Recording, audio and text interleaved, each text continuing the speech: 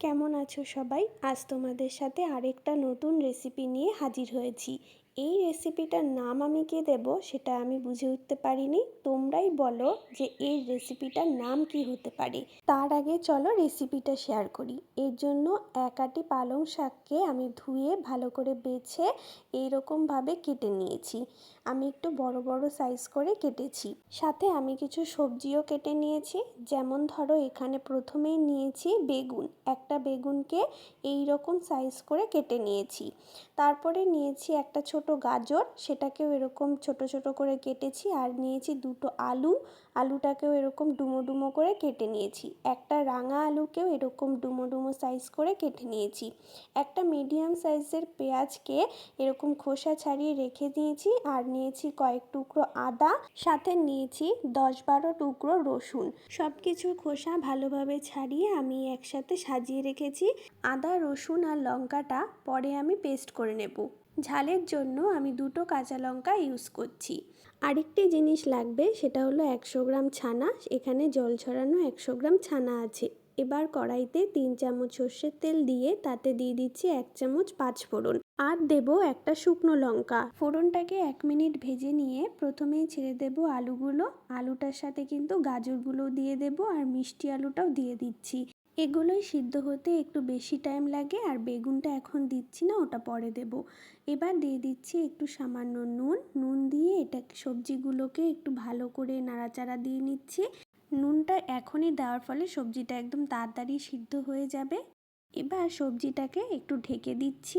সবজিটা সিদ্ধ হতে হতে আমি এখানে মশলাটা বানিয়ে নিই। যে পেঁয়াজটা খোসা ছাড়িয়ে রেখেছিলাম সেটাকে এবার কুচি কুচি করে কেটে নিচ্ছি। পেঁয়াজটা যতটা সম্ভব পাতলা পাতলা করে কেটে নেওয়ার চেষ্টা করেছি। এখানে আমি একটা মিডিয়াম সাইজের পেঁয়াজ ব্যবহার করেছি। পেঁয়াজটাকে কুচিয়ে কেটে নেওয়ার পরে এই রকমভাবে হাত দিয়ে একটু ছাড়িয়ে ছাড়িয়ে রেখে দিচ্ছি, যাতে ভাজার সময় কোনো অসুবিধা না হয়।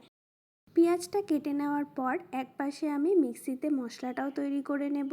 তার জন্য যে দুটো লঙ্কা রেখেছিলাম, কিছুটা আদা, কিছুটা রসুন, যেগুলো আমি খোসা ছাড়িয়ে রেখেছিলাম, সেটাকেই অল্প জল দিয়ে একটা পেস্ট বানিয়ে নিচ্ছি।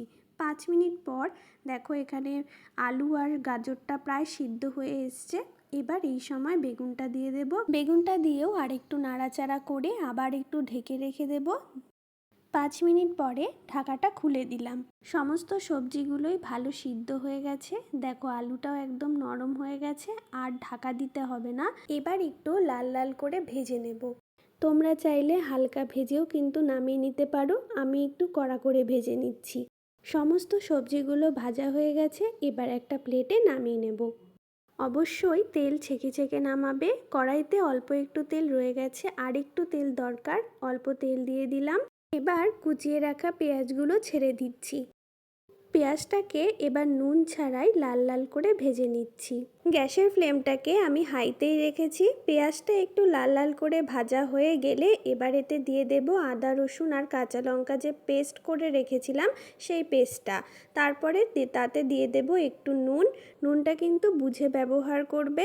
আগেও কিন্তু সবজির মধ্যে নুন দেওয়া আছে। আর দিচ্ছি একটু হলুদ গুঁড়ো। মশলাটা লেগে গেলে একটু জল ব্যবহার করতে পারো। মশলাটা কষিয়ে নেওয়া হয়ে গেছে। এবার দিয়ে দেব ছানাটা দিয়েও একটু মশলাটার সাথে ভালো করে কষিয়ে নেব।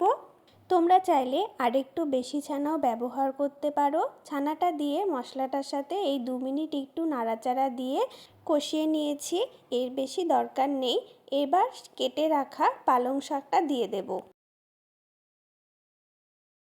পালং শাকটা দিয়ে 2 মিনিট একটু নাড়াচাড়া দিয়ে এবার ঢেকে রেখে দেব। তাতে পালং শাকটা থেকে যা জল বেরোবে তাতে কিন্তু শাকটা ভালোভাবে সিদ্ধ হয়ে যাবে। আর হ্যাঁ, এই সময় একটু নুনও দিয়ে দেবে, তাতে আরও ভালোভাবে তাড়াতাড়ি সিদ্ধ হয়ে যাবে। 2 মিনিট ঢেকে রেখে দিয়েছিলাম। দেখো কতটা জল বেরিয়েছে।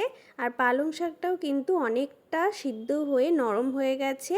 এবার এই অবস্থাতে ভেজে রাখা যে সবজিগুলো আছে সেগুলো দিয়ে দিলাম। এবার সবজির সাথে পালং শাকটাকে ভালোভাবে মিশিয়ে নেব। আর কিছু সবজি দেখো একটু ভেঙে ভেঙে দিচ্ছি, তাতে কিন্তু বেশ মাখো মাখো হবে। সবজিগুলো দিয়ে আরও 5 মিনিট ভালোভাবে নেড়ে চেড়ে শাকটাকে আরটু টানিয়ে নিয়েছি।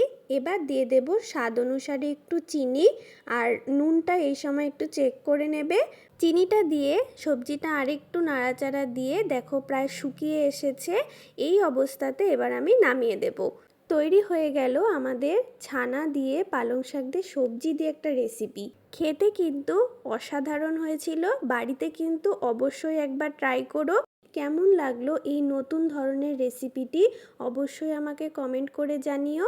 এরকম নতুন নতুন রেসিপির জন্য আমার চ্যানেলটাকে সাবস্ক্রাইব করে রেখো।